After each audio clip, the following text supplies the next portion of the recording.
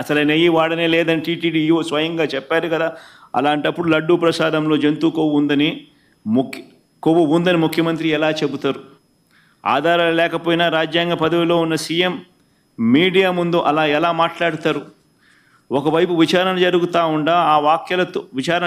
ఉండగా ఆ వాక్యాలతో సిట్ దర్యాప్తు ప్రభావితం కాదా? తమ నివేదిక తప్పు కూడా కావచ్చు అని స్వయంగా ఎన్డీడీబీ రిపోర్ట్లోనే రాశారు కదా. ఎన్డీడీబీ నివేదికపై సెకండ్ ఒపీనియన్ ఎందుకు తీసుకోలేదు?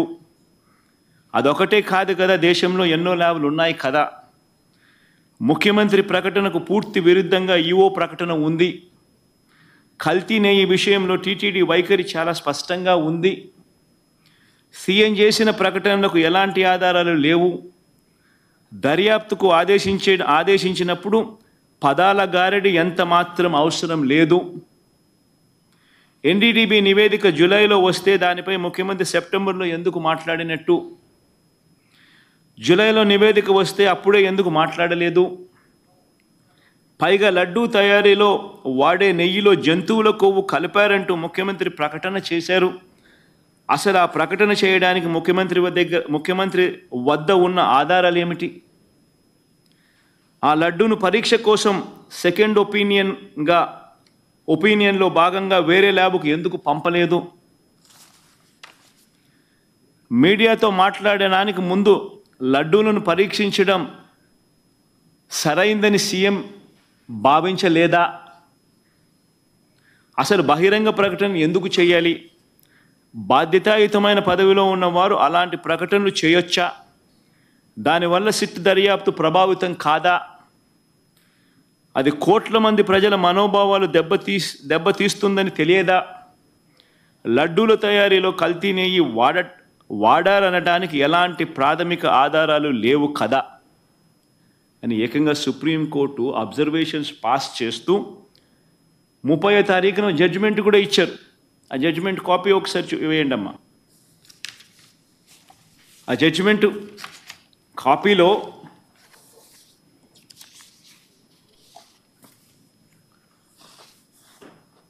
ముప్పయో తారీఖు వచ్చిన జడ్జిమెంట్ కొంచెం పైకి బామ్మ.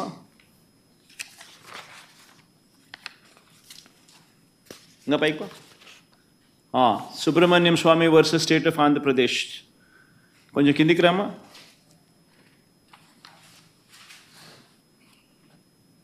కొంచెం కిందికి రామ్మా.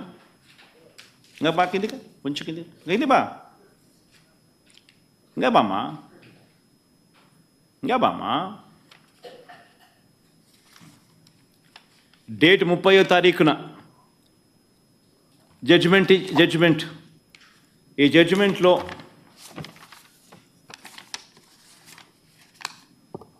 the present petition pertain to an issue which affects the sentiments of crores of people living in the entire world. Moodo point. However, some press reports also show that EO of Tirumala Tirupati Devasthanam Trust had made a statement to the contrary that adulterated ghee was never used. 7వ point mama. It is submitted that the statement made by the EO to the effect that adulterated ghee was never used to prepare laddus. 10th point mama. It could thus be seen that a statement was made by the Chief Minister on 18th September 2024, which was even prior to the FIR being lodged on 25th September, and the sit being constituted on 26th September. Number 11, we are prima facie of the view that it was not appropriate on the part of the high constitutional functionary to go in public to make a statement which can affect the sentiment of crores of people, and when investigation to find out adulterated ghee was used to make laddus was underway. Judgment kuda Chandrababu Naidu ఆక్షేపిస్తూ స్వయంగా supreme court judgement కూడా ఇచ్చింది.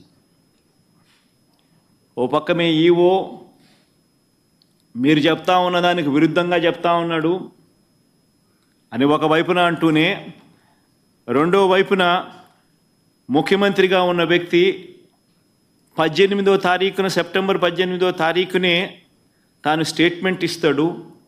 ఈ statement FIR register చేయక మునిపే, September 25వ తారీఖున FIR register చేయక మునిపే ఇచ్చాడు.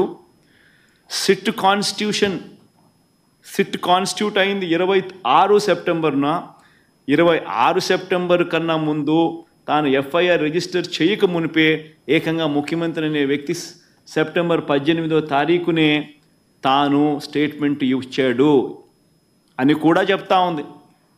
చెబుతూ ప్రైమా ఫేసి ఒక ముఖ్యమంత్రిగా ఉన్న వ్యక్తి ఇట్ ఈస్ నాట్ అప్రోప్రియేట్ అని చెబుతూ ఇలాంటి public statement which can affect కోట్ల మంది భక్తుల సెంటిమెంట్ని ఎఫెక్ట్ చేసే విధంగానూ ఇలాంటి స్టేట్మెంట్లు ఇవ్వడం దారుణమని కూడా చెప్తా ఉంది, ఆక్షేపిస్తూ.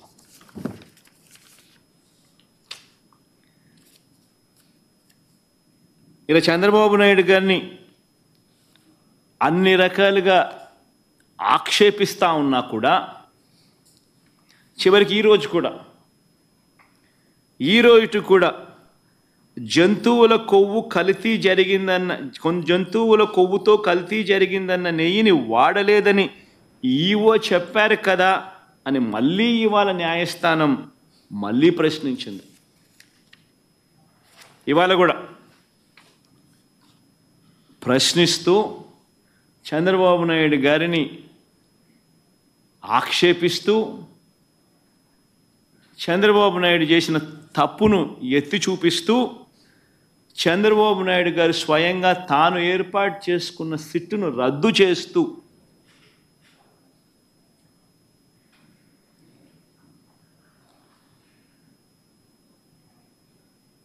సుప్రీంకోర్టు స్వయంగా సిబిఐ డైరెక్టర్ పర్యవేక్షణలో 2 సిబిఐ అధికారులతోనూ వీరికి రాష్ట్రానికి చెందిన 2 పోలీసు అధికారులు అసిస్ట్ చేస్తారు అని చెబుతూ వీరికి తోడు food safety and standards authority of India FSSAI నుంచి కూడా ఒక అధికారి నియమితులై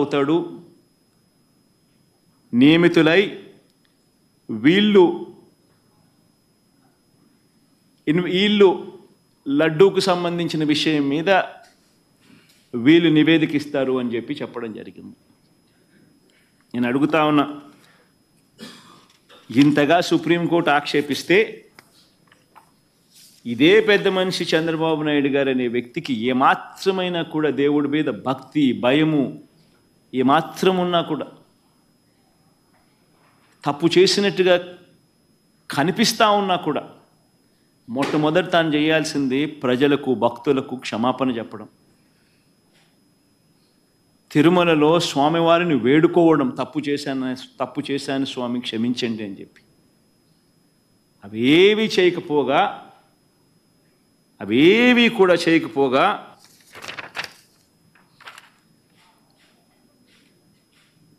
తన టీడీపీ ట్విట్టర్ హ్యాండిల్ నుంచి వాళ్ళు రిలీజ్ చేస్తూ ఉన్న అబద్ధాలతో మరో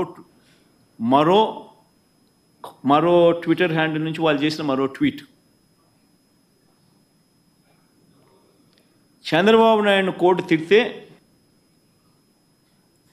మీ పాపం పండింది జగన్, తిరుమల లడ్డు కల్తీపై సుప్రీంకోర్టు సీరియస్ అని చెప్పి జగన్ మనల్ని తిట్టినట్టుగా వక్రీకరిస్తూ ట్వీట్. ఇంకా ఫర్దర్గా వక్రీకరణలో భాగంగా, అబద్ధాల్లో భాగంగా తిరుమల లడ్డులో జంతువుల కొవ్వు కలిపిన కల్తీ వ్యవహారంపై సుప్రీం సీరియస్ కావడంతో జగన్ రెడ్డి, ధర్మారెడ్డి మా బావంట, ఇది ఇంకో కొత్త అబద్ధం, మా మామ కరుణాకర్ రెడ్డి అంట, ఇది ఇంకొక పెద్ద అబద్ధం, అడ్డంగా బుక్ అయ్యారంట. అసలు ఎవరు బుక్ అయ్యారు? ఎవరిని సుప్రీంకోర్టు తిట్టింది? ఎవరి మీద సాక్ష్య ఆధారాలు కనిపిస్తూ ఉన్నాయి? నువ్వు చెప్పిన మాట ఏమిటి? నువ్వు అన్న మాటలు ఏమిటి? స్వయంగా మీరు అపాయింట్ చేసుకున్న మీ ఐఏఎస్ ఆఫీసర్ టీటీడీ ఈఓగా ఉంటూ తాను అన్న మాటలు ఏమిటి? ఎవరు తప్పు చేసినారు? ఎవరు దేవుడి దగ్గర దేవుడి సమక్షంలో దోషులుగా ఎవరు నిలబడాలి? ఎవరికి దేవుని మీద భక్తి ఉంది, భయం ఉంది? అన్న కర్మ ఏమిటంటే ఈ మనిషికి దేవుడు అంటే భయము లేదు, భక్తి లేదు. దేవుణ్ణి సైతం రాజకీయాలలో వాడుకునే అన్యాయమైన బుద్ధి ఈ రాజకీయ నాయకుల్లో ఉంది. కాబట్టే ఈ చంద్రబాబు నాయుడు గారు లాంటి అన్యాయమైన రాజకీయ నాయకులు ఉన్నారు కాబట్టే మన కర్మ మనకి నిజంగా రాష్ట్రానికి రాబోయే రోజుల్లో దేవుని ఈ పాపం, దేవుని కోపం ఆంధ్ర రాష్ట్ర ప్రజల మీద పడకుండా దేవుని నేను వేడుకుంటా ఉన్నాను. ఆ పాపం అనేది చంద్రబాబు నాయుడికే పరిమితం కావాలి.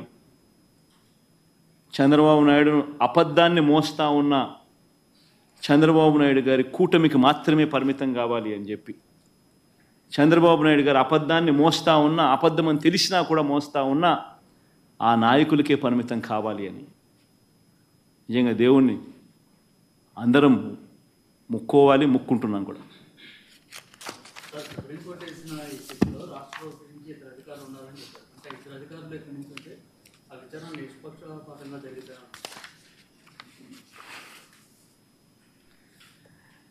అల్టిమేట్గా ఒకటి గుర్తుపెట్టుకోవాల్సింది ఏమిటంటే, ఇది వెలుగులోకి వచ్చిందంటే కూడా ఇవన్నీ కూడా వెలుగులోకి వచ్చాయంటే కూడా దేవుడే నడిపించాడు. వెంకటేశ్వర స్వామితో ఆడుకుంటా ఉన్నారు, వెంకటేశ్వర స్వామి నడిపిస్తాడు. ఇటువంటి అన్యాయాలు చేస్తూ ఉన్న వ్యక్తులకు ముట్టికాయలు వేసేది కూడా ఆయనే వేస్తాడు.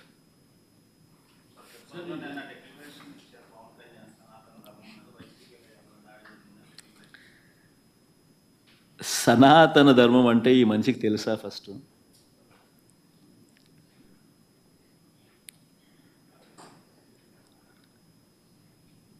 సాక్షాత్తు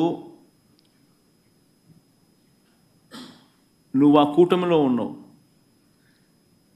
సాక్షాత్తు చంద్రబాబు నాయుడు నీ కళ్ళ ఎదుటే ఈ తప్పు చేసినాడు.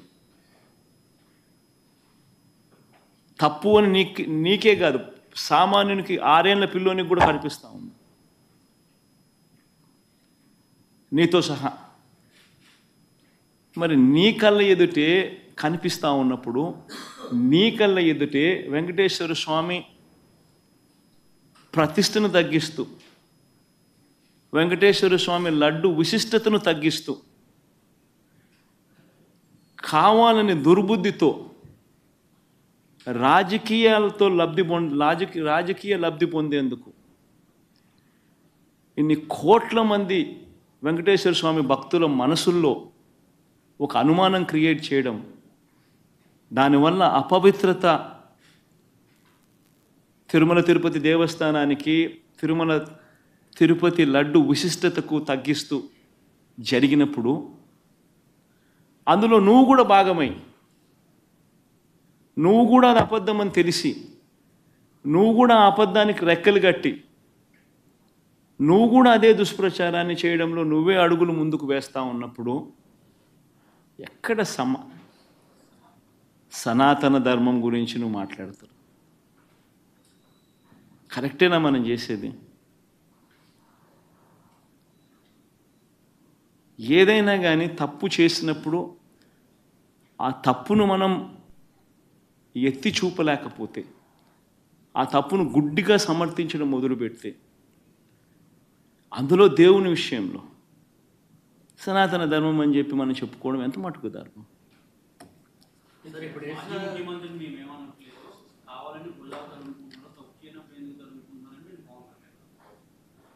తప్పు చేయలేదు కాబట్టే గట్టిగా ఇవన్నీ ఆధారాలతో సహా చూపిస్తూ ఉన్నారు. నేను చెప్పినట్టు కాదు, చంద్రబాబు నాయుడు మాట్లాడిన మాటలు స్వయంగా వాళ్ళ టీటీడీ ఈఓ మాట్లాడిన మాటలే ప్లే చేస్తుంది. తిరుమల తిరుపతి దేవస్థానంలో దశాబ్దాలుగా ఉన్న ప్రాక్టీస్ ఏదైతే ఉందో ఆ ప్రాక్టీస్ను చూపించాము. ఒక రోబస్ట్ ప్రక్రియ తిరుమల తిరుపతి దేవస్థానంలో ఉంది అన్నది మనం గొప్పగా చెప్పుకోవాల్సింది పోయి, మన లడ్డు విశిష్టతను మనం గొప్పగా చెప్పుకోవాల్సింది పోయి, మనంతటి మనమే మన గుడిని, మన స్వామివారిని, మన లడ్డు విశిష్టతను మనమే తగ్గించుకుంటూ మనమే మాట్లాడడం, ఒకవైపు నా మాటలన్నీ మాట్లాడుతూ మనమే సనాతన ధర్మం అనడం ఏ రకంగా ధర్మం అది?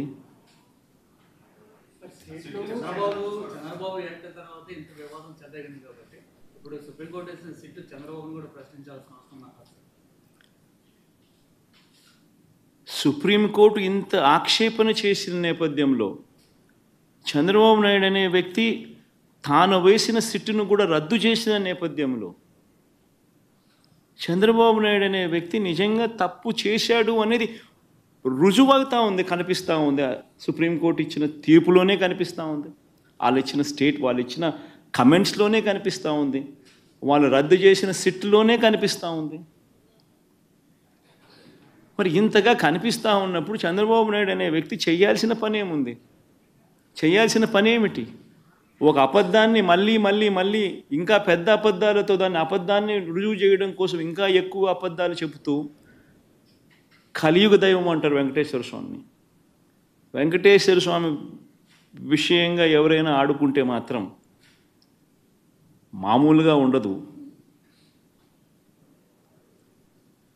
వారికి జరగబోయే వారి పాపం అనేది పండి వారికి జరగబోయే నష్టం తెలిసి వెంకటేశ్వర స్వామితో ఆడుకుంటా ఉన్నారు.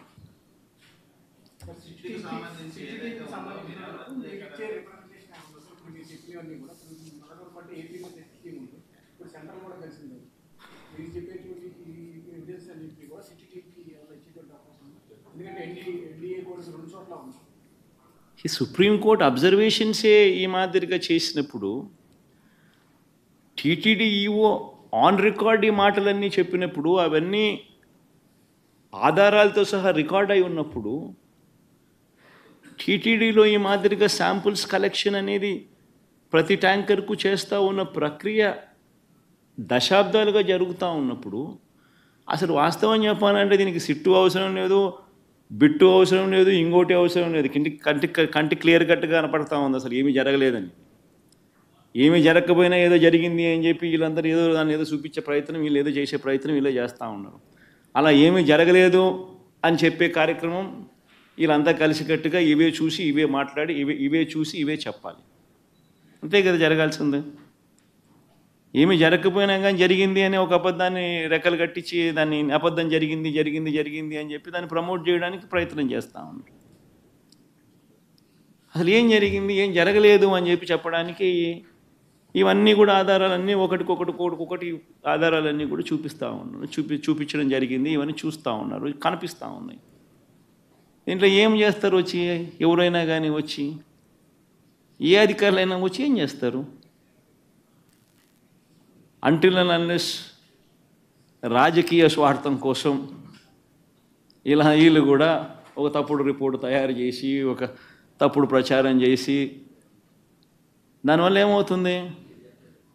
వెంకటేశ్వర స్వామి కోపం వీళ్ళ మీద కూడా వస్తుంది, ఎవరైతే తప్పు చేస్తారో.